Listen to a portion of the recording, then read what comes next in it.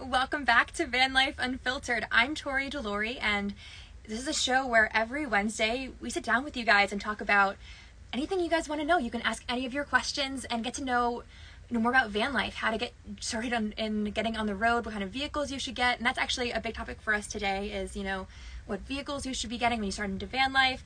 Just all these different common questions you guys have, and we bring in a guest every Wednesday to ask them questions from what they know, their deep knowledge, and it is so exciting that, we get this opportunity to do this every week and to talk to you guys.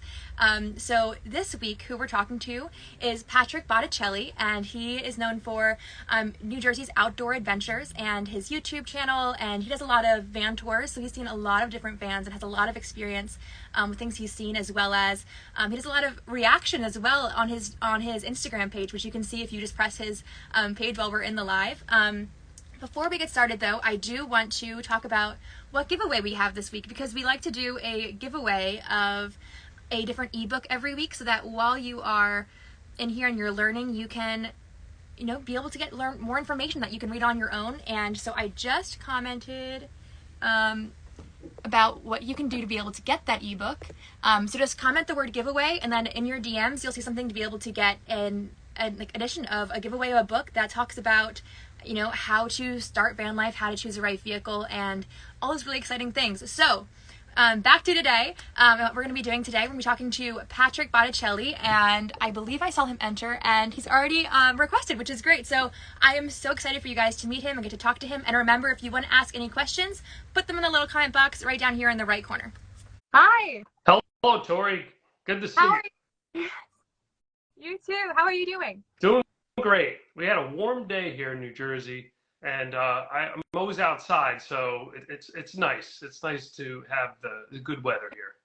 It is. It is. How have you been? How is van life, all the different things you're doing in the community and your channel? How has all of that been for you? Well, it's been busy this year. As you know, I do the New Jersey Outdoor Adventures YouTube channel, but I really focused on growing the social media with TikTok, Facebook, and Instagram.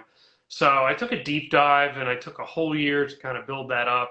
Built a new website, and then I'm doing 2 to 3 van tours, full episodes a week. This is what I do for fun. This is like my hobby. This is like part-time.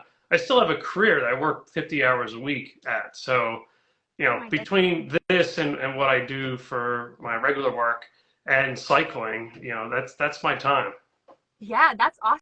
That's awesome that you have such a passion for doing this, as well as your other. I did not know you had 2 jobs. I thought that you did this full time because, well, one, you're so great at it and your channel is doing so well. So I just assumed, and you put out so much content that I was like, there's no way. Yeah, but that's. I'm sick. I work a lot, but no, I've been in the RV business for 25 years.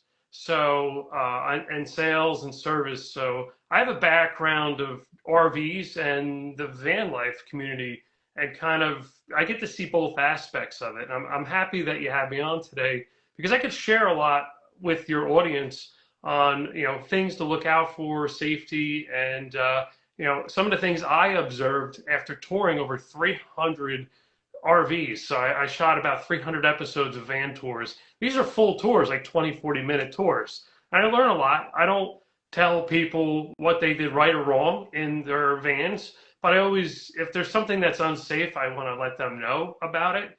And they're always appreciative of that if I share that information with them. Yeah, absolutely. I think that's so important. And I think something that's not talked about enough is, those things that maybe you're not seeing it yourself when you're building out your van, and then having someone else who's been in so many vehicles and vans and RVs be able to tell you. That's super awesome.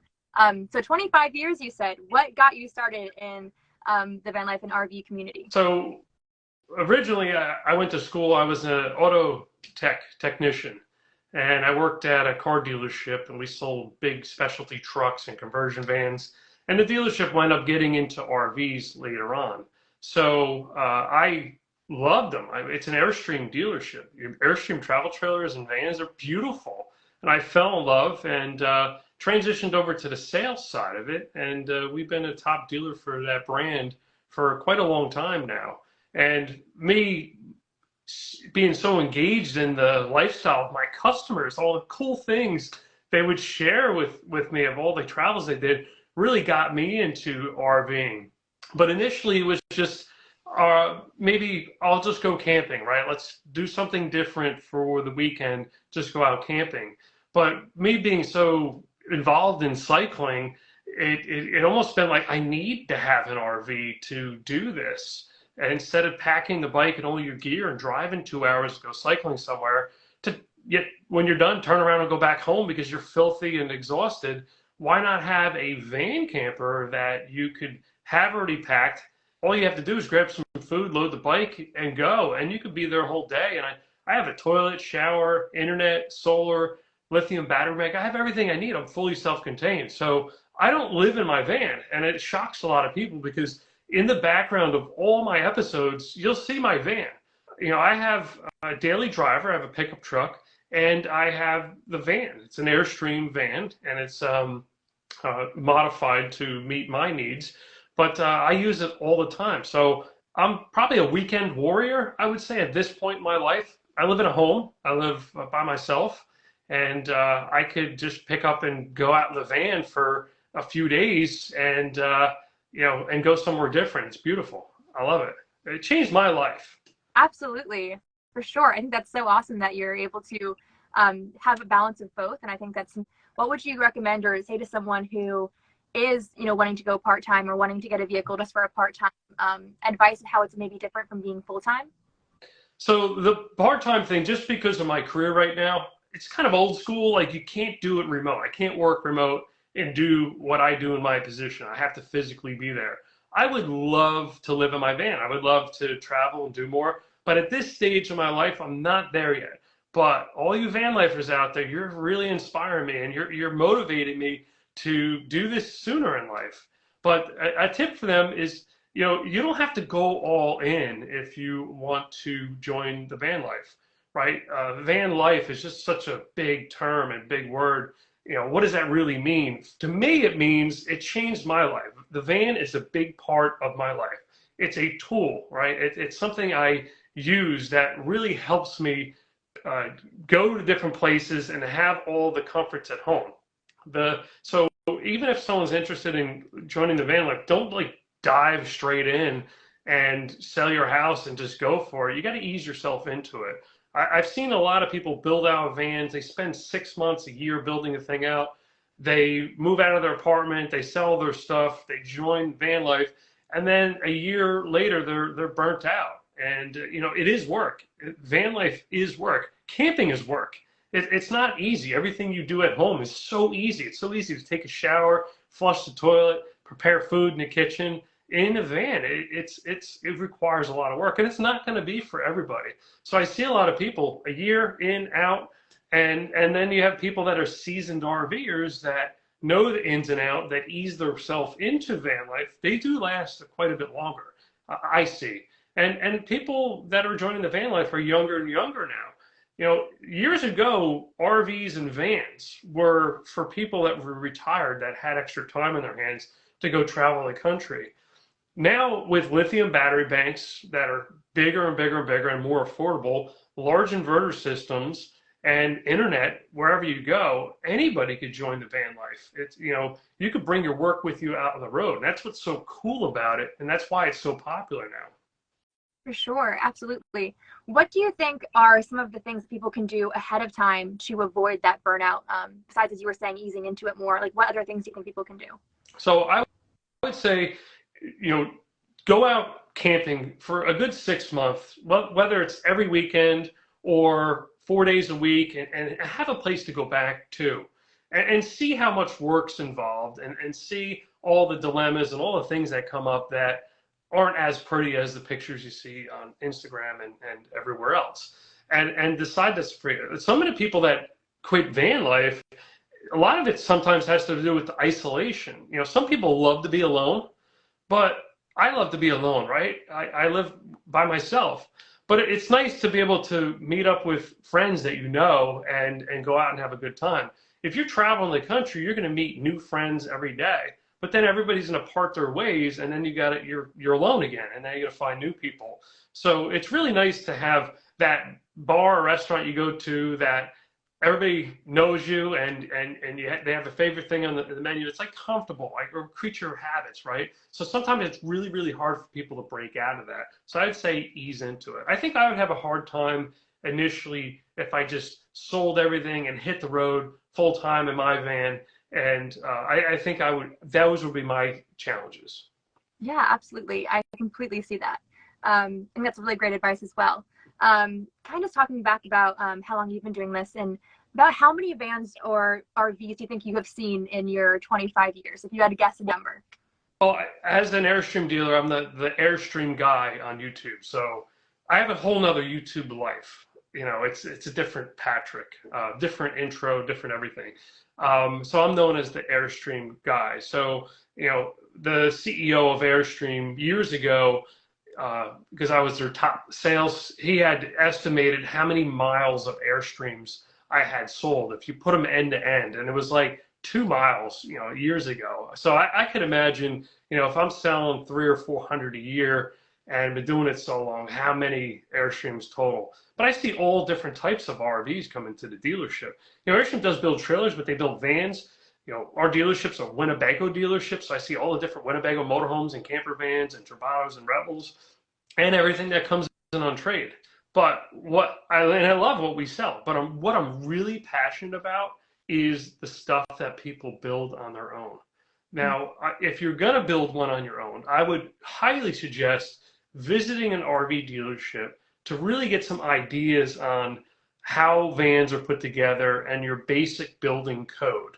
Because, you know, even though you believe you might be able to build it better, the RVs, these companies have been building for a long time. They know how to build them efficiently and safe. There's a compliance called RVIA, and there's electrical, plumbing, all different codes for safety when an RV manufacturer is building an RV. Pay attention to those things. So you don't want to build your own van and it to be a hazard for you, or sell it to someone and them have a hazard. So I invite all people to our dealership or any RV dealership to look around and get some ideas. That really would help someone if they plan on building one on their own, or if you're going to hire a builder, know what it should look like based on what a manufacturer does. Absolutely. I think that is really great advice. And as someone who, I did buy my van and I had never stepped foot in a camper van before, and I actually just stepped foot in my first like camper van that's not my own, like a week and a half ago, and it was so strange. And it was a 146 wheelbase, and I was like, I had considered getting a 146, and I was like, that could work for me. And then I was like, no, I'll go a little extra.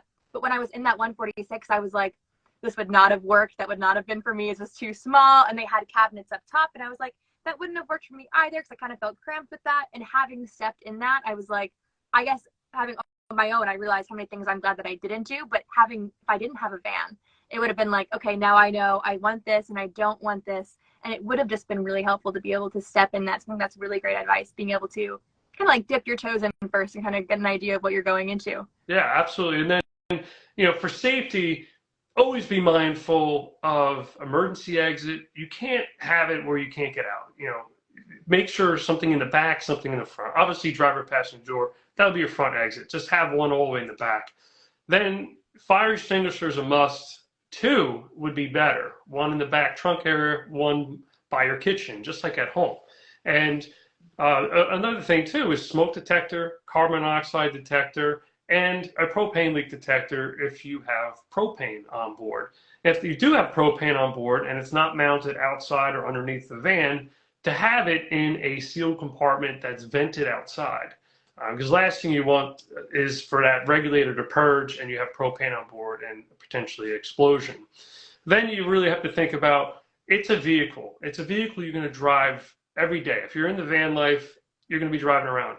Accidents happen. We see it. I'm on all the Facebook groups for van life, and I've seen so many people have accidents in their vans. And well, that's another subject about losing your home in an accident. Be prepared for that. But you know, you got to make sure whatever you put in there, think about it as not a house that's stationary. It's going to move, right? And the last thing you want to have is a collision, and you have secondary impact. And in the RV business, that is when a microwave comes loose, an oven, a refrigerator, battery banks come and hit driver and passenger in the back, which they could survive the accident, but sometimes a secondary collision is what kills people. vehicle. So RVs are built to that code. Everything has to be bolted or put in a certain place so you don't have that secondary impact. And I really, really would stress anybody building their own van or any of the small van builders to really be mindful that that could potentially happen. And another thing too, like electrical fires could be horrible. Cable management, mounting the batteries safely. If you're not using lithium batteries and you're using AGM or lead acid, make sure they're vented outside, properly strapped in. If they're lead acid, it has to be in a sealed compartment as well. And though, you know, I could go on for days about all the safety, but those are like kind of the big things. And after doing all these tours, those are like some of the things I see over and over again that I would love to see people improve on. Yeah, absolutely. So when you go into those vehicles, is there something that, like, what are the ones that you see the most common that people don't really know about, like the most common Smoke ones? detectors, not having one, and fire extinguishers. Like those are two really easy. So I know we just got past the holidays, but anybody that has kids or friends or relatives in VanLife, that's a good present, right? Smoke detector, fire extinguisher. You know, I do Cameo, not because everybody wants to talk to Patrick Botticelli, but I do have some fans out there that want to, like, me to do a video for their birthday or whatever. All the proceeds on my Cameo go to donating smoke detectors to people that have camper vans that might have forgot to put one in, and I have them in my van and I give them out. That is really awesome. That is wonderful that you do that. Safety. All right. Now, what if something happens? You know, you want to make sure that before you build out a van camper, that you're going to be able to get proper insurance for it. Because the last thing you want is to spend $40,000 on a van and then do a $30,000, $20,000, $10,000, whatever it winds up being conversion, and the van gets stolen or totaled. Now your insurance company, they only might have insured it for what the van's worth, not necessarily the conversion. So you got to ask a lot of questions before you build out your van to make sure you get the right insurance company. And there most likely is insurance companies out there that will do the van and the camper build. But on a DIY level or small build level that is not RVI certified, it's kind of hard to figure out what the value is. So it's definitely something to look into. And I think about, like, your van. I know I don't live in mine. I got enough stuff in mine. When I take it and I go to, like, Brooklyn or I go to Baltimore or wherever I'm going, like, my house is parked in a street that, like, I think is a target. And I'm underinsured in mine. For the amount of money I put into my Airstream, the insurance company's only insuring a fraction of it. So I'm like, I get stressed out.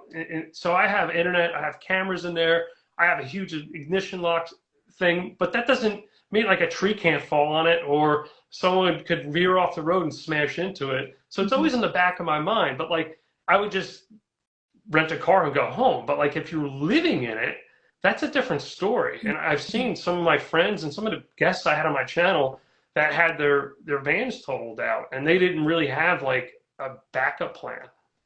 Yeah, actually, I think I saw a video on your channel earlier that was called, you know, Van Life to Homeless, and she was talking about how she totaled her vehicle, and then you have nothing. You have nowhere to go. The idea of losing such a big investment is horrifying for sure, and I can't even imagine. What would be your advice to someone that is looking? When should they start looking for insurance on the vehicle itself? That's, you know, beyond like the insurance for items inside the vehicle. At what point would that be a good thing to look for? And what is your advice towards looking at things like that?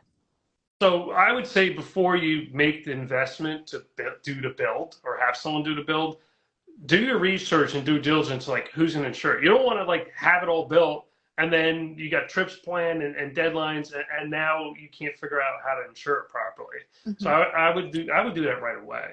And also funding too, right? Because you could finance the van part of it, but what if you need to finance the build? There are some banks through Ram and through Mercedes-Benz that will finance a portion of the upfit, but you don't want to find out later that you don't have the money or can't come up with the money to pay someone to do the build or to complete the build. Now, that's not bad. I mean, I've had people on the channel that built it partially enough that they could go out and use it and enjoy it, And then as money comes in, then they're going to do other things and upgrades. Once you build out a van, and I'm sure you could relate to this, it's never done, right? There's always things you do that you realize, now that I'm using it, I don't need this. Why did I do this?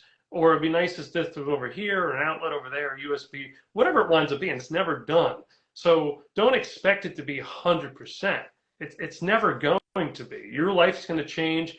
Your travel plans might change, and your commitment levels might change, which would then dictate what you actually need inside the van. When you're thinking about things that are going to be changing in your van and things that are changing, what is your advice for someone to, when they're starting out their van build, to know, like, where should they look for advice to start? Actually, someone had just asked what your advice is on a DIY build, or where to start on a DIY build is what they kind of asked a little bit. Okay. So I would go right to YouTube. Look at YouTube videos of people that built their own. A lot of times, they'll tell you as they're giving a tour of their RV, like all the things that they wish they did better, or next time we'll do it this way. They're going to give you all the little struggles and pain points that they encountered and share it with you. I know my guests that I have on my channel, at the end, I always ask questions that I know, like, the viewers are like dying. They want to know the answer to that. And, a lot of it is with some of the struggles or things that, hey, if you had to do it all over again, what would you do differently? And I think that is a great tool. And, you guys also offer some incredible information that really helps people out with their van builds and researching the whole van life. Thank you. What would you say is something that's really common that you hear people, are regretting in their van builds when you're talking to them, or something that they wish they could change that is really common that you hear? It's usually with a permanent bed versus a dinette that folds into a bed. A lot of people really like the open space, and they say, yeah, I don't mind. I'm going to fold that dinette down every night. It gets old, and it becomes a chore that you don't like doing, and it's every day if you're living in the van. So a lot of times people wind up just leaving the bed set up all the time, but now they don't have a dining area. So think about that. You build the van out of cardboard. Put a cardboard cabinets and walls and everything, and just like see what it feels like to be inside of it, and like fold down a bed and see what's involved. It's not hard. There's easy ways to do it, but it's just another thing. I find in my van, if something takes more than 2 steps, I'm probably not going to do it. So the stuff in the back of that cabinet, I got to move 2 things out to get to, I don't do it. And it's just stuff that's buried back there, junk that I don't need, because I'm not lazy, but I'm doing it as a vacation too. So when I'm in my van, it's typically vacation. So I don't want to do work. I don't want to cook. I don't want to do anything. If I was living in it, it might be a little bit different. But yeah, my bed's a pain in the butt in my van. It's a sofa lounge, what we call a gaucho in the RV business, where it slides out and makes into a bigger bed. I don't need the bigger bed. It's a single. I can sleep on it. It's fine, right? But if I had to fold that every night, it is a chore that I don't enjoy doing, and it takes a while. And you bump your knuckles on the wall trying to tuck everything in. So really, really think about the floor plan and the layout on what work will be involved on a day-to-day to really hammer it down. Yeah, I completely agree. That was actually something when I was building my van when I was researching, I just kept hearing over and over again. People were like, well, I put this dinette in and it's just too much work and I'm not doing it. And I was like, I know myself. I'm way too lazy to do that. So I went with this setup, and I'm so happy with it because now I have a small business, so I can store all of that under the bed. Like, the storage is just way better as well in that aspect. So I definitely agree, like, listening to those videos and like learning from other people is how I figured out it wasn't going to work for me. Kind of on the flip side of that question, what are some things that people, are not regretting, that they love about their van the most that you're hearing? I think obviously the freedom and the lifestyle is incredible, but a lot of people like really fall in love with their kitchens. That's like their proud thing. The slide out pantry, the fridge, the way the cabinets are organized. A lot of people are really proud of that. And then the overall aesthetic. People are doing spectacular jobs building out their vans. They're beautiful. They're incredible inside. And they want to show it off. Like, people are fascinated from the outside world. Like, people that don't understand or not fully in tune with like what's going on in van life, they'll come over like, hey, do you live in that van? Do you camp in a van? Can we check it out and look inside. And usually people are like, yeah, come on in. Even during like the height of COVID where everybody was like masked up, like they would still invite people in their van. And that's how like a lot of back in the day before people would write in to be on the channel, I used to ride my bike all over New Jersey with postcards and stuff them on people's windshields saying, hey, I love your van. I'd love to have you on the channel. And people would call. Like people like, yeah, man, I like what you're doing. I want to show I'm proud of what I did. You know, I want to show other people. Maybe they can learn from this. So that's like kind of like the grassroots of like the channel years ago. You know, stuff in. I still have those postcards. I still put them on. But a lot of people write in and want to be on the channel now. So it's hard with scheduling with regular work and what I'm doing here. Having toured so many vans as well, kind of going in a similar direction again. What is something that you have seen a lot that's maybe really unique in some vans that maybe you don't see often, actually, that you is kind of different or that you really liked in vans but don't see enough or don't see often? I see them more now, but like early on, these power loft beds, like I didn't see too many. Like Winnebago Revel did it in 2018, and I was like, wow, look, like they did it, and vans in Europe had it for a long time. But now I see people on the DIY level like buying these power loft beds. And that's really good because now you can have a permanent dinette during the day, and then this bed comes out of the ceiling, and that's your bed. You just press a button. So you know that kind of solves a lot of things. There's quite a bit of engineering involved, and it does take up a little bit more space for the guides and the gears and the pulleys and everything. But I've seen more and more. I'm fascinated with that. I like how people utilize the space like to the max. It's impressive. It is. And that's so awesome. So actually that solves the problem we were talking about earlier about how having a dinette and having to put it back together and take it apart, like that's the best of both worlds. You get a little bit of both. Do you think the installation of those kind of beds, do you think they're really complicated? Are they expensive? Do you think it's something you're going to see more because of they're getting more popular? You're definitely going to see them more because it's a really efficient way to kind of put out a floor plan. As for cost, it's going to be expensive to do. I don't think putting it in now with the kits that are available is going to be that complex. You just really have to be mindful of how you trim out everything. And I think most of these builders now are capable of doing it. You know, we came from a shortage in trades. Like I was a tech for years, and I have friends that are electricians and plumbers. They can't find help. No one really wanted to work with their hands. I love working with my hands. Now that people have like dove into the van life, like there's so many more DIYers out there that, you know, are saying, yeah, I could do this. And it's beautiful. I love that more people are willing to work with their hands instead of hiring someone to do it. You know, there is going to be business for people that build vans because some people just don't have the time, they don't have the tools, and they're not comfortable with that, and they want a professional to do it.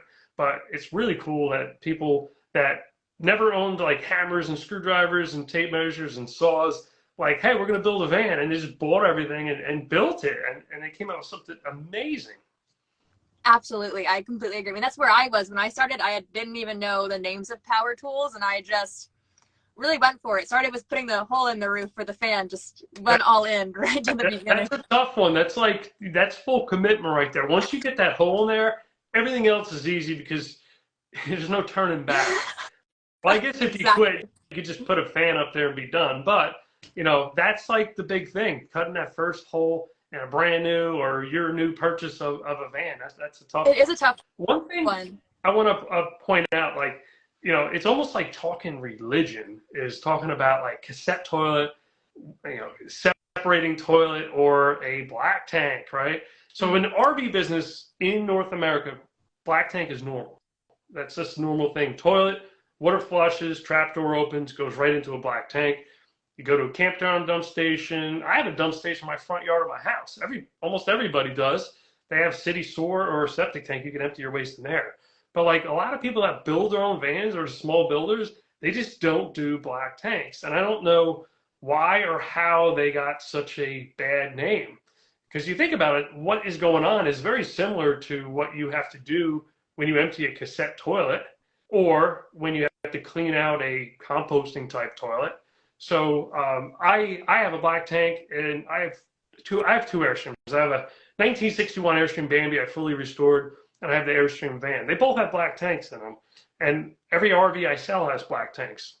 The cassette toilet makes it easier. You don't have to address like where the toilet's going to be versus where a fuel tank or a drive shaft or something, a pollution device is underneath the van, right? Because RV manufacturers, when they build floor plans, if they're going to do black tank, they can't just put the toilet wherever they want. It has to be in a spot that it could drain underneath into a tank. So, it does give a lot of these DIY builders a lot more flexibility. But in my interviews, when I speak with people on the channel, a lot of people say, yeah, I have the toilet and everything. And then a lot of them say it's only for emergencies, or I never use it. I just go into a public restroom. So I'm trying to figure out why they chose to go that direction if it's something they're never going to use, and versus like a separating type toilet, like a compost type toilet. There's still, you have to empty something. You have to empty a urine bucket, and it's a little bit more friendlier, I would say, emptying it with a waste hose for my black tank than trying to clean out a composting type toilet. But I don't know. What do you think about it? What do you have in yours? I don't have any bathroom in mine. I have the classic like pee jug, as is, for some people. But I'm more of a city van lifer, so I'm at a Walmart. So like is an emergency kind of thing for me, because I could just walk into Walmart to go to the bathroom, which is very convenient because I do choose to live in cities and populated areas. But when I go out to the West Coast eventually later this year, like I'm going to have to figure out a better way probably, because I won't be near bathrooms as often. So that's kind of a bit of a difference between, I think, when you're living in the city versus when you're, out there traveling at national parks and state parks, etc. But that's what I have in mind.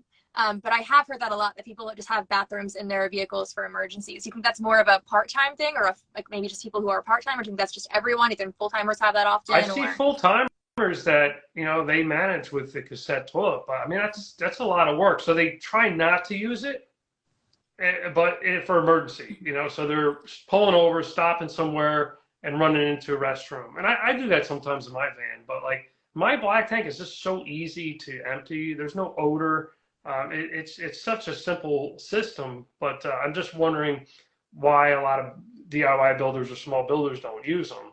Another thing too is having a dedicated space for the bathroom does take up some room in the RVs. So some people like to put it in the cabinet. So a black tank style toilet won't necessarily work for that.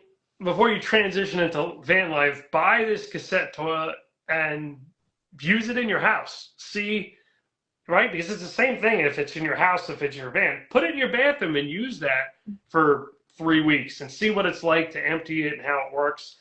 Bring in the compost toilet that you bought that's in this huge box while your van's out in the driveway starting to be built. It's not going to be done for 6 months. Use it in your house. What's the difference, right? Set up the fan, the vent, and everything, and see what it's like to really understand what it's all about.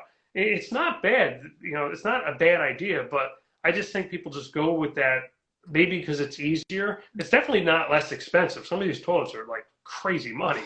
But another thing is like some of these dry flush toilets is an option. The only thing is it gets expensive. Like you think about like every time you flush that toilet, it's like another $1.75. Like, so you're gonna only use that toilet for emergencies. Can you imagine, hanging out a whole entire day and relying on having to use that toilet? It's like a dry flush that has the cartridge that you have to replace. That each flush, exactly how much it costs. So that is, I've seen that in a lot of builds too. The Labio dry flush. Having seen a lot of vans, where do you think storage wise is a really good spot? Maybe if people aren't getting them because of, storage space, like you were saying earlier, what do you think would be a good spot that you have seen, or common spots that you've seen people store their toilets of different kinds? So if it's going to be like a black tank style or cassette style or compost style, a lot of people, if they're going to have a shower in their van, incorporate it into the bathroom. Like I've seen some cool things lately where the toilet slides out, like it's a shower, right? It's a regular shower, but then there's a cabinet that opens and the toilet slides out. That way, when you're showering, like the toilet doesn't get wet and you don't see it all the time. I think that is really, really neat. My my Airstream has what they call a wet bath. So it's a shower, it's a fully enclosed shower, and it has a toilet in it, which dumps into a black tank. The shower dumps into a gray waste tank. And I have a curtain that goes around. I did a video on it, and it went like viral, which is crazy, like how to shower in an RV, because like some people just don't know what happens. And like, you know, I showed you turn on the water pump, turn on the water heater, do this. This is how you empty it when you're done. A 60-second video, like people went nuts over it. But that's how mine's set up, and I see a lot of other people. Now, if you're not going to have an inside shower, or you're going to have a shower that assembles in the hallway or something, you could put some of these toilets in a cabinet somewhere. So say like underneath your dinette bench, and you lift up the lid, and then the toilet would be there, and you do your thing, and you close the lid, and the toilet's vanished. No one sees it. That is very nice. That is, I think, really awesome also for storage space. I mean, that is a perk of having a shower, is that you have somewhere to store that, and that's a little bit more convenient, or having a bench like that. I wanted to talk a little bit about switching up a little bit. What have you ever walked into a van tour and seen something like that's shocked you, or that's been like, oh my goodness? So I had like a moment where you're like, wow, like either wow, but is that in a good way, or in like a, oh my gosh, what am I seeing right now, like in a scary way? Yeah, what has been like the most shocking moments? So the shocking, like people blow me away with like how beautiful they could build out these vans. Like just recently, I was blown away. This guy at Barn Swallow Tiny Homes, he built a school bus for someone, then he built a van. And this thing was like a masterpiece that he put everything into it. And we did a tour on the channel. He wound up selling it like a week or two later. But he had something cool. Like instead of having a dinette table that's fully assembled and set up all the time, or one of the lagoon tables, he had a credenza, like a regular cabinet, like you'd store your clothes in. And the table was like almost like a little thin drawer that would slide out. And each seat was another drawer. So you like the cabinet was like something you sat on inside. And then when you're done eating, you just put everything away. You got a full aisle. He did an impressive job. There was a lot of over the top things in this van, and you know, he did an amazing job. I've seen some really cool things up at like Brooklyn Camper Vans. Those guys up there, you know, the finishes and the styling that they do on the inside. They're using fancy paints and fancy tile. Like it's just cool stuff. You know, they're always mindful about weight, right? Because vans have a payload. This is X amount of pounds you can put in this van with passengers, you know, so they're always mindful of the weight that they add inside the van. I had a tour, this one blew me away, and my viewers really, really loved it. I think 80% of the viewers are women that watch this one video, and I read all the comments, and this guy's getting praises, but he built a cottage style. It's like a Harry Potter looking van that is just like super cool, like a sink that you've never seen before, like from Europe, a cooktop that I've never seen before, like some of the stuff in there, archways on the inside. He did an impressive job. But one of the things that like totally blew me away, we're done with the tour, and he's like, oh, I got one more thing to show you. He opens the back doors, all right, and there was a tray that slid out, just like everybody has trays in their trunks, right? And in that, a table screwed, and on the back door is like two chairs flipped down. So he had like an outside beer garden, we called it, where the back doors are kicked open, you're sitting between the doors, elevated off the ground. So when he goes to festivals, it's just an awesome thing. You can sit at a dinette table and hang out, and it's all built hanging off the back doors. Blew me away. Like stuff that, like, how did he even think of that? Yeah, that is so awesome. That sounds like a lot of fun and like a really great spot to be able to sit down and watch people. That's awesome that he, you know, it's original as well that he thought of that. And, you know, it's cool to see innovation go on and on as we have more time, as people build more vans and whatnot. What is something innovation wise that you have seen recently that's been like more common that you are excited to see either, you know, catch on, or just that's been really unique that you think is, you know, maybe going to make its way into more vans? So like the first time I seen one like in person was when I visited Van Alley in Brooklyn, and I hung out with Rob. Everybody knows Rob at Van Alley, awesome guy. He had like a roof hatch in one of the vans that he was helping build that you could open up and like climb on the roof and onto the deck. Instead of having to go outside and up a ladder, like he had a hatch. And I was like, I haven't seen that, but now I see him a lot. That's what I have. Oh yeah. Did he put it in for you? Nope, I did it myself. It's just, marine skylight. So it's from a boat is what it's supposed to be for. And then I climb out of it whenever I want. So as a safety person, like I am That's really your big on egress. safety. Exactly. Yeah, I can see a way to get out, if I need to escape. It's, for me, I don't want to get out of my van to be able to look at the sky, and I love looking at the stars, but as a girl, I just get so scared of getting out of my van at night by myself. And I can just climb out and sit on my roof, and I feel 100% safe if I'm in the middle of a forest, if I'm in the middle of when I was living at Van Alley, I could just go up there that way, and it's just my favorite thing in my van probably is my skylight. I love that. I remember watching the YouTube video where you did a tour of your van. And that went viral. That was pretty cool. And you had mentioned you peeked out in the morning out your curtain, and there was a guy peeing on a van, right? On a van. There's some sketchy stuff. Depends on where you're going to be parking that could happen. There's videos just on the crazy stuff that happens in Walmart. Oh, so interesting. I mean, the stories, the stories. Did you ever stay in Van Alley, or something that you just visited and then you left? Visited and left, yeah. I go up there to hang out, Brooklyn camper van. I do some biking around Brooklyn into New York City. I cycle, so it's but I'm always visiting Van Alley, see who's there. It's a good place for people to stop that are passing through and really get to visit New York City.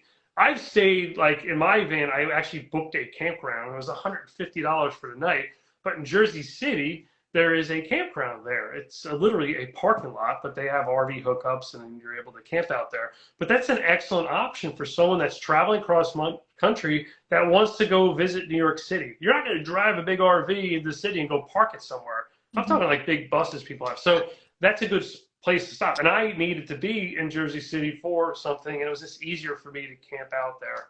But if I would have known at that time about Van Alley, I probably would have gone there.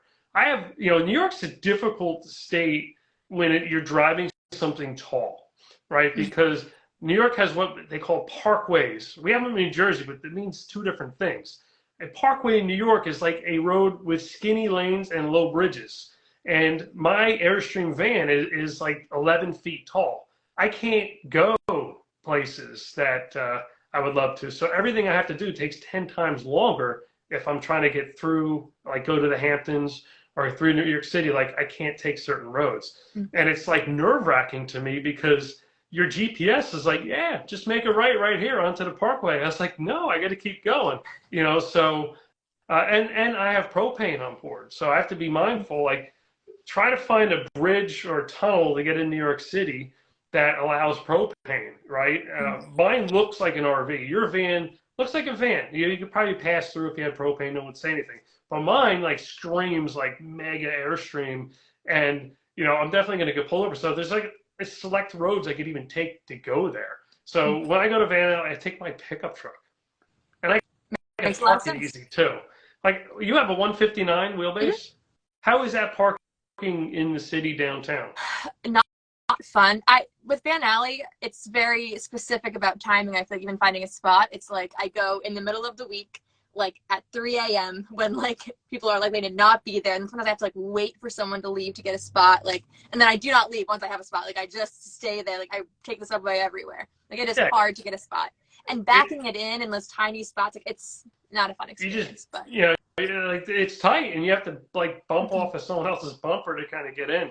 So that's why it's that 136 wheelbase in that situation would be much better, right? But then on your day-to-day, the floor plan would be much smaller and your comfort level would be lower. The thing that kind of eventually made me be I'm not going to get a shorter wheelbase was that I saw, whenever I watched videos of tours, people who had the shorter wheelbases were always having messier vans because it's harder to stay clean when you have less space, and it's already so small even in the 159 that that I was that was the reason that I went for the longer one. But it would have, parking wise in New York, would have been a lot nicer to have a shorter one for sure, but it's worth it to me to have the few extra. And that's another thing, someone that is not accustomed to van life or camper vans, I'm a neat freak. My house is pristine, my van is pristine, but it could get filthy in 10 minutes if you're making breakfast. It's such a small space that it's a disaster. And it takes so long to clean up everything. And at home, it's I don't make a mess. Or maybe because the van's so small, you're hyper focused on certain areas. But just everything, it requires a lot more work in the Mm-hmm. van. And, you know, I applaud you for full-time van life and not having a toilet inside. You know, what happens at 3 in the morning? And when It you, doesn't happen. yeah, It's not happened. It's been 2.5 years almost, a little less, and it's not happened yet. uh, So knocking on wood.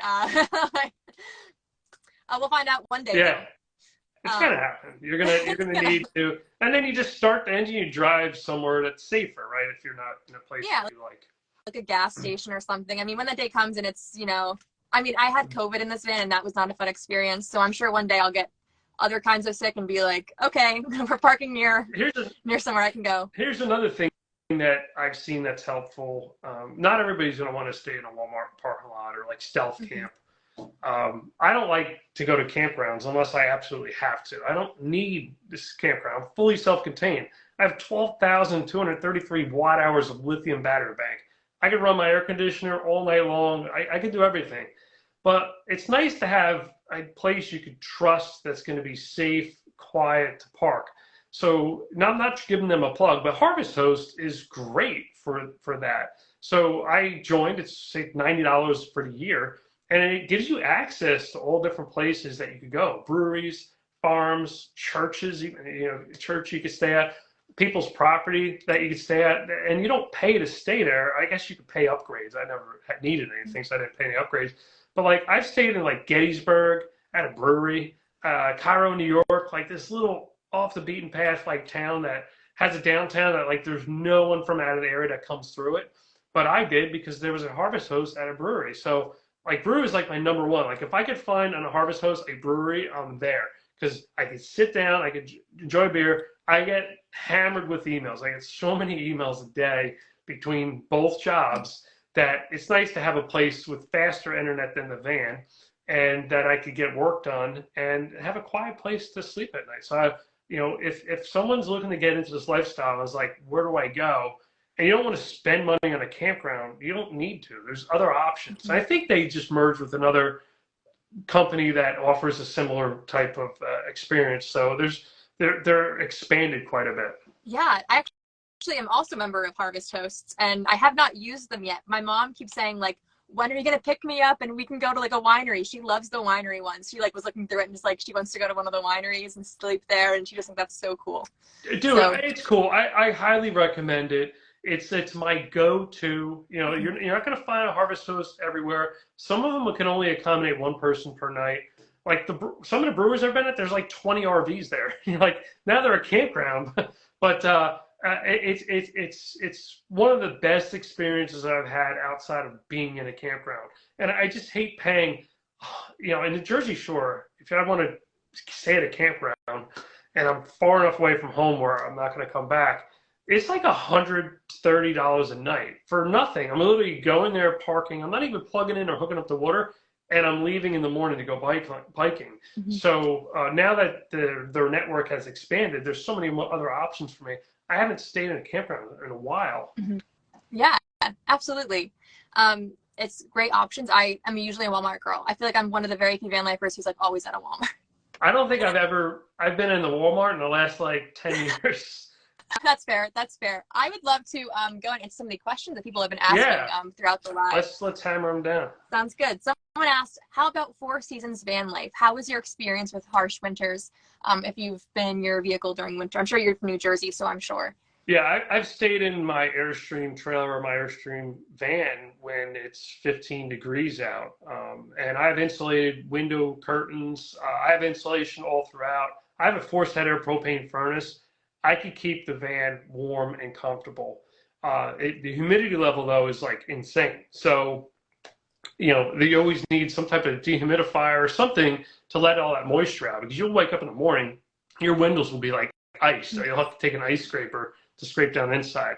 Now, I do winterize my van, so I can stay in it and use it, but I don't need to have running water. Like, there's ways to use a RV toilet with a black tank without running water. Use RV non-toxic antifreeze. You fill up the toilet bowl a little bit, go to the bathroom, you push the foot pedal, it opens up, you flush it, you rinse it with RV antifreeze. Boom, you're good. That's my black tank. is underneath the van, but it's in an insulated and heated chamber. Like it's heated with the furnace. But as a safety precaution, just in case I ran out of propane, the regulator froze, something happened, I don't want any plumbing to freeze. I don't want to have to work on the van and replace expensive appliances. So I use them. So moisture, keep it winterized as a safety precaution, unless you have to have running water. Like I bring like 5-gallon jugs of water, like separate from my faucet in the sink. And then whatever goes down the drain, I dilute it with some RV antifreeze to protect it. An interesting thing is I don't have to winterize my my sink faucet because it's a USB, and the thing is not like metal. It's just a, like plastic cord. Like it's not even. So I think that's like a weird. I paid $7 for that faucet, and it ended up working out well for that weird thing that I didn't even realize would happen, is that it never freezes. So that's interesting. When you leave your van, say you're going to go shopping for the day, do you leave the heat on, or do you let it cool down? So this is an interesting thing to talk about. So I just realized 2 days ago that I did my entire van build most of it myself. So there was like 2 things I had help with. My electrical system, I brought to an electrician and had him check it over after I did it, just for safety. And my heater, I was like, I'm not going to mess with the gas lines. I'm going to have someone else just do it. And I didn't even research it. I just was like, well, Basto, went to someone, had them install it. They installed it into the car battery instead of my internal battery. And so what happens is, because I'm a city person, and I like up until this point, like 2 months ago, I've been working like a 9-to-5 job. I've not been really driving. So unless I drive or have my car on, the heater doesn't get enough battery to be able to basically work all night. And I thought that was normal. So I spent an entire winter in like -20 in Vermont, like thinking that my heater turning off at midnight every night and waking up in 10-degree weather was normal. And then I just learned last week it's not. So I have a Webasto. It's not installed right. I'm working on fixing it. But if anyone else is having that problem, no, it's not normal. And I'm getting mine fixed soon. You definitely need to hook it to an auxiliary battery with a battery isolator. But it's good that the Webasto shut off and you still were able to start the engine, right? Because then that would have been a whole nother problem. So that's good that it had a low voltage cutoff. That saved you from another headache. For sure. But then every morning I wake up and I turn the car on for 15-20 minutes to get the heater to work every day. Yeah, you built yours so you know where every wire is, where every piece of plumbing is, anything. And you know all the noises, right? Because vans make noise. Mine does. There's things that make noise. I know exactly what they are. Also, too, my van makes noise, and yours might too, in the morning when the sun hits the side and the sun heats up that one part, like the van grows. So you hear like the stretching. So it's interesting. Like I didn't build mine myself, but I touched everything in there. I rebuilt everything. So I kind of know it inside and out. But like when I first bought it, I was like kind of in that discovery mode and trying to figure out where everything was, how it was done, and how I could make it better. Yeah, for sure. I think that's, it's just so interesting to get to know, your home. I feel like more so when you live in a house. Like when you live in a house, I feel like, well, that's my parents' house for what, like 18-20 years, however long before I, moved out. And it's like, I don't know that much about that house or how it works, but I know so much about everything in here. Every board, has a piece of me in it, which is super cool and super awesome. And that's another thing, like you have an RV, not even a DIY, not even one that a small company built, and something breaks. It's not like a home where you call a plumber or electrician and they come there within a couple of days. So there could be a queue to get into service. So if you're depending on living in it, you always have to think about, if something does break to the point where I can't stay in it, we're living in a hotel, Yeah. And it's not fun having your van at the shop. Like your house is there, like you don't know what's going on. Some places will pull it out and let you stay in it, in their parking lot, which is kind of cool. But like, yeah, you got a car and a house all in one, and either one of them could break. If you're built simple enough, I'm sure you could get Amazon and get something there the next day to fix the problem. But like, as some of these RVs get more and more complex, one system goes down, it could shut everything down. And then you're depending on bringing it to a service center. And, it's not like most places have a wait, to get in for service.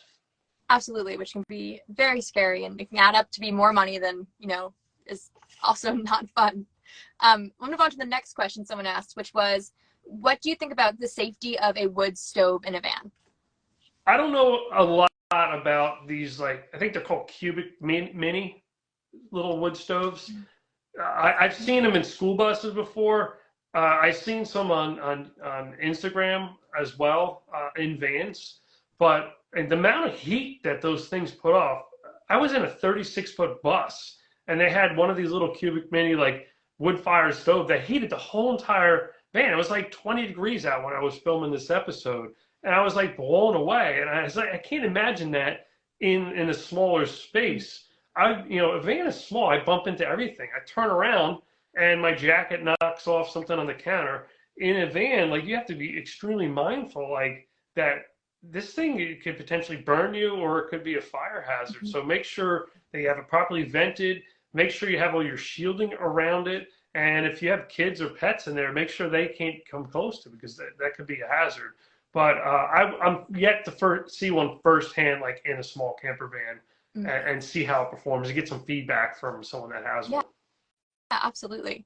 And then our last question actually is very convenient, because our topic today that I had in the giveaway for our ebook is actually about how to choose the right vehicle for van life. So if anyone else wants to get a copy of that free ebook before we finish up, just write the word giveaway and it'll send it to you in your DMs.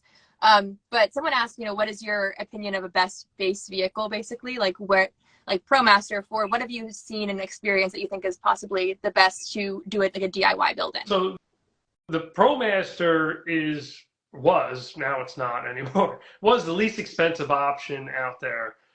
It's a little bit easier to build because the metal is a little bit thinner on this side. So if you have to drill holes through the wall, like, you could zip those screws in a lot quicker. The Mercedes Sprinter, that steel that they use on the inside, you could burn through like 20 drill bits trying to drill like 5 holes. So the lower floor, because it's a front wheel drive vehicle, makes it a little bit easier to run systems underneath. Because on a Mercedes Sprinter or Ford Transit, they're a rear-wheel drive vehicle. So it's got a full drive shaft tunnel up front, and then there's room underneath the van for a drive shaft. So if, like, you're trying to put in tanks and propane lines and vents, you really have a lot of obstacles underneath the van. Whereas the Ram ProMaster, because it's front-wheel drive and you just have a fuel tank and exhaust pipe, it's wide open underneath, and it gives you a lot more flexibility. It makes it a lot easier for someone that's a first timer trying to build. Another thing with the Ram that is favorable is it's a wider platform. So you could do an east-west bed instead of having to do a north-south. Now on the Sprinter, you could get those pods, the flares that come out the side to kind of widen the back at the bed height to get a wider bed. But I would say for low cost, ease of build, go with the Ram ProMaster.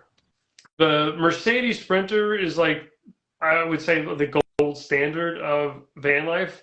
It is the most expensive, but you can get 4-wheel drive or all-wheel drive on it. It gets better fuel economy. Ram ProMaster, you get 15, 16. I've seen some people do their builds and they only get 13.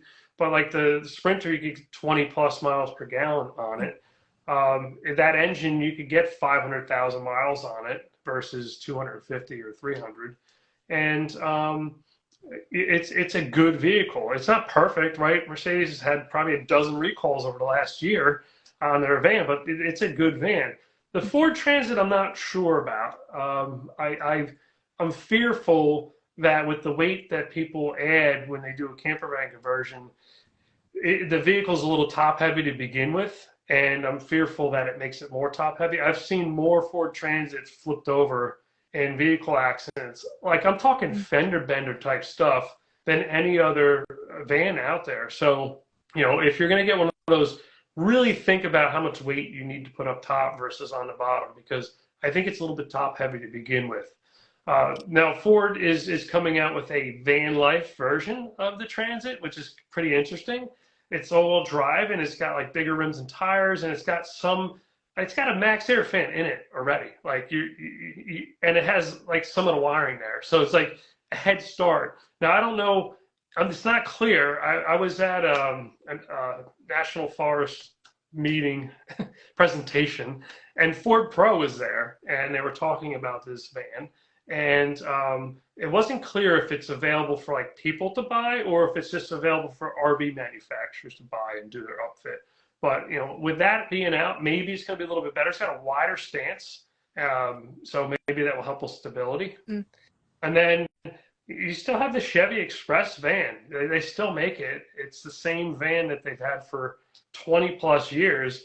It's a good value van, but if you want to be able to stand up in it, you're going to have to go to like Ultra Fab, do a high top on it, because like that's the big advantage of the Transit, the Sprinter, and the Ram. Like if you get the high top version, it's there already. If you get the Chevy Express, you got to cut the roof out and put a high top on it. But then you can send it out. You can get that done in a four-wheel drive, and it's an easier vehicle, I think, to work on. So those are options. Nissan, they had the NV, which was their van with a full height, but I think they pulled out of the North America market.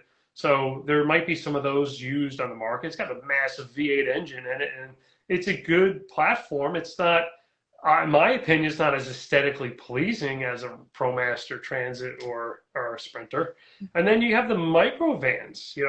Nissan had theirs. I don't think they bring that in anymore, the NV200. But Mercedes had the Metris, which is no longer coming in. But you do have the Ford Transit Connect, the little Connect. So I filmed, and I've had on the channel like micro campers before. And maybe that's all that someone needs if they're not living in it full time. Like they might just want a micro camper that they could drive to work every day and go grocery shopping in it, and then hit the trail, whether they're hiking or skiing or into mountain biking on the weekend. Absolutely. What would you say is, if someone is like not looking for a van, you toured a lot of different vehicles, what would be your favorite after a van that you would want to choose for maybe yourself, or does you see most often people choose after a van? Maybe like they go for RVs or a bus. What do you think is preference wise, and what do you like about different options there? So you're asking me like not a van? Yeah, not a van, like whatever, like either a bus or an RV. Like what would be your Well, if you're going to do it with a bus, some of these buses, like retired school buses, are meant to bring kids back and forth to school and local roads. So like there's certain buses that people look for to have a different transmission with different gearing that are rated for highway speeds. Because that's the big mistake. Someone could buy a bus because like, hey, I want to build a school bus, but not know enough about like which ones to look for. The bus is great because you have a lot of room. They're relatively inexpensive for what you're getting. And you could do some incredible builds, but 7 miles a gallon, on some of these things, it's a little tough if you're going to do extensive travel. If you're going to stay put for a month at a time, that might work. It might work well. Another thing is buy an old RV and renovate it. Things to look at when you're buying an older RV is like, is the sides rotted? Because most of them are just fiberglass with a piece of wood glued together, and if anything leaked, it could delaminate and rot out. So a lot of people I've seen have started with the van life idea. It got expensive. They found an old RV that was for sale for $6,000, ran good. They ran it through the shop, and then they did a remodel on the inside. And now they have a beautiful RV for $20,000 that they could hit the road in full time. And it's got it's got the fridge, the furnace, the air conditioning, generator. It's got all the stuff you need. If you want to do a simple life, like I have the Airstream trailer, and what's cool about that is like, yeah, I have to go to a campground to use that. But like, I could leave it at the campground, leave it all set up, don't have to pack everything away, and like go out in my truck and like go on adventures for the day. And then I know like it's there, it's set up. When I'm done, I could go back to it and just go to bed. So a travel trailer might be an option. You have to have a compatible tow vehicle. That you're most likely going to be going to campgrounds because it's harder to stay at a Walmart. You can't like stealth park in the city if you have a travel trailer. But that's another option. You could get into some travel trailers relatively inexpensive, new and used. Yeah, that's really awesome that there's like more options. Of what would you say is a great option for someone who is really looking for like a budget vehicle, has a small budget? What would be your recommendation to them picking a vehicle? Buy a 20-year-old camper van that was built by one of the big manufacturers. Do some upfitting, budget. I'm thinking 15, 20 grand. Now, if that's not the budget that someone has, I've had people that bought used ProMaster vans that have 200,000 miles on them when things were cheap, for $10,000, $12,000. and they literally spent like $4,000 doing a camper build. But now they have a daily driver, like they're retiring a vehicle that they would normally drive and buying this. So it's not like just a camping vehicle, and they have a low cost RV. Another thing too is I just filmed a coffin camper. This is like the craziest thing. This guy Craig, he builds the wackiest things. He's a genius. But his whole thing was he had a travel trailer. It was like a lot of work, and he had to go to a campground. He built, it's a tray that slides into a hitch receiver on a vehicle, and it's a box. Like, he didn't want a tent camp. He didn't want a hammock camp in a tree. Like, he built this box. It's called a coffin camper, and it's all he needs. He's warm in there. He's got a little vent. He's got a window. He could jump out. But like, for his lifestyle, what he's doing, that works. It's 6 feet by 2 feet wide by 3 feet tall, and that's it.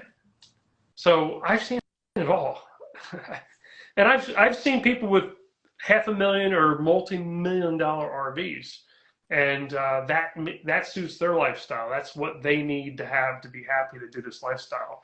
But the more you spend, the more expensive it can be when it needs repair, and that happens. Sometimes you could buy a high mileage, a luxury Mercedes car that was $180,000 brand new with so high miles you could buy it for 20 grand. But then when it's time to fix it, the repairs are like astronomical. That can happen with some older, really expensive RVs, which seems like such a great deal. Like, the repair costs are very, very high on some of that stuff.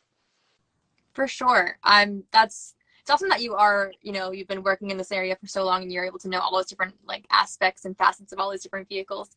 I don't want to hold you too long though, because I know we talked about going for an hour and it's a little bit over. But is there anything else that you want to say? If you want to also like plug your channels and talk about, where people can find you, or anything else that you want to add, like advice-wise, etc.? Absolutely. So safety first. Always be mindful of safety in your van or your RV. Be mindful of etiquette. If you're going to be staying at a Walmart, it's not a campground. Don't put your chairs outside. Don't blast your music. Don't have fancy lights on the outside. It's just a safe place to park overnight. Make sure you get proper insurance. Make sure you're covered that way. If you're building a van, have an exit strategy. Life changes. You could get that new job opportunity and have to leave the country. What are you going to do with this van that you have all this money in? Have an exit strategy. Just understand what its market value will be when it's time to sell. And I featured a lot of different vans. We said about 300 on my channel. I really hope that some of the viewers might watch one or two of the videos of people that do their DIY. It's New Jersey Outdoor Adventures on YouTube. And if you're not into long format, 20-minute, 30-minute, 40-minute videos, I do a lot of shorts on Instagram. A lot of them are done at my dealership, Colonial RV in New Jersey, where I give a 60-second tour, 1.5-minute tour of an RV to kind of just give you a breakdown of what it has. It's not like a sales pitch. It's just like, hey, this is what it has. Let's check it out, right? That's the kind of, let's check out a all new, right? So, look at some of those reels on, it's New Jersey Outdoor Adventures on Instagram, but it's Patrick_NJOA. You can find me on Facebook. I have similar videos and content there. It's New Jersey Outdoor Adventures. And of course, TikTok. That's NJ Outdoor Adventures. And that's the platforms that I'm on. You can go to NewJerseyOutdoorAdventures.com and check out some more information there. And thank you very much for having me on the channel. I had a lot of fun, and I hope your viewers enjoyed what I had to share. Hopefully they found some value in what my background in the business adds to the whole van life and people building their own vans and smaller builders. Absolutely. Thank you so much for your time. And I know we get messages every week. People love being able to ask their questions and being able to hear from people like you who are very experienced and help them get started. So I really appreciate it. And I know everyone else here really appreciates it. So thank you so much for your time and for, sharing with us all of your knowledge. And I hope to be able to, work with you more in the future and be able to share more of your information on our channel and, help more people. So thank you so much for your time. Absolutely. I would love to be back on anytime. You just let me know. Sounds good. Thank you so much. Have a good night. And thank you to everyone who spent time with us tonight and joined our live. Thank you. Thank you, everybody. Have a good night.